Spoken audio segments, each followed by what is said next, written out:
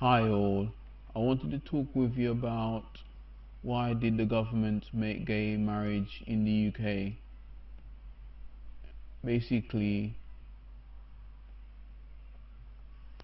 I I know this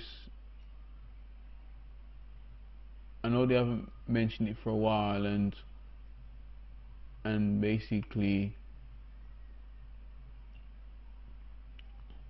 basically the reason I do believe the reason why they did it is to include is to include you know to include people that have that desire for the same sex, is to include them, is to welcome them, and to say that you're not lost, you're not you're not I think I'm not sure about the word.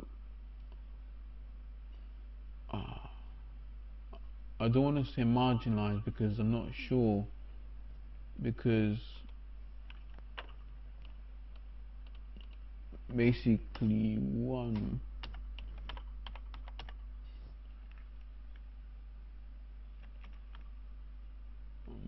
uh,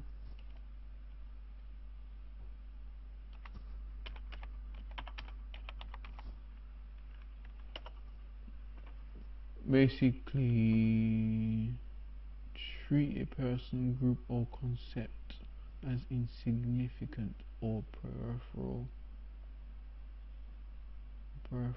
Yeah. So basically, because you know, marginalized is basically means treat a person, group, or concept as as insignificant or peripheral. Insignificant as in not important, because it's to that's why they brought it in, the gay marriage, the government, because they want, you know they don't want, gay people to feel that, or believe that they're not welcomed in the UK, they're not welcomed anywhere else. you know Categorically, whether you're gay or whatever kind of situation you're associated with that, with that with that title, whatever associated with that title, whatever it is, the government wants to welcome you, and Christians should welcome people like that, or organizations like that. But you know categorically, God loves gay people, or any kind of transgender, or any kind of people like that, or any kind of any person to do with gay, or anything to do with gays. God welcomes them in churches, but the only thing God doesn't agree with is just the act of it. The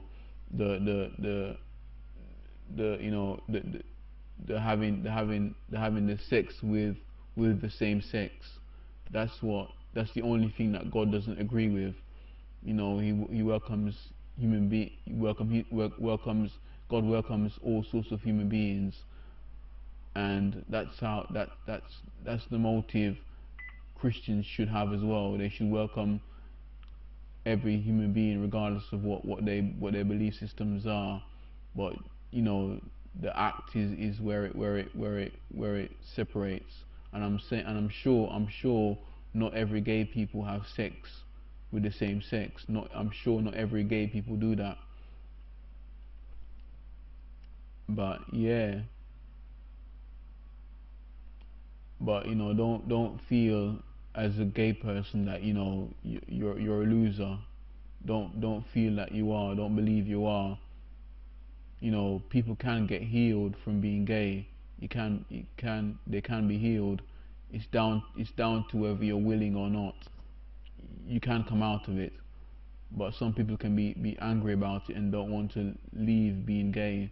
They're happy the way they are, and they just don't want to leave it because they accept it as who they are, but not, you know, we can't expect that if we're going, we can't expect that if you're, I'm not gay or anything, but I'm just saying what I've heard, because sometimes I've heard that, sorry, I've heard that when people are gay, they're not always happy because they have that guilt.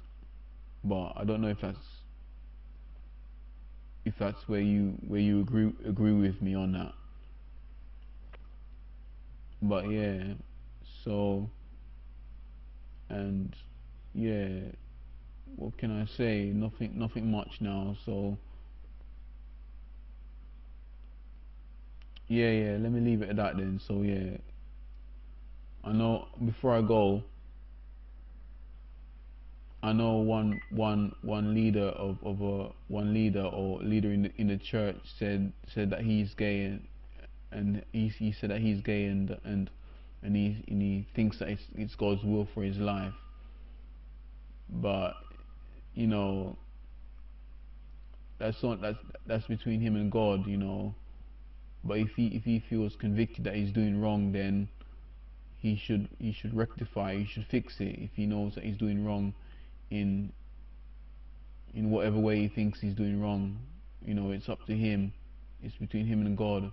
But if it bothers him, if being gay bothers you or bothers anybody else, if it bothers you being gay, then maybe you should try and get the right advice from the right people,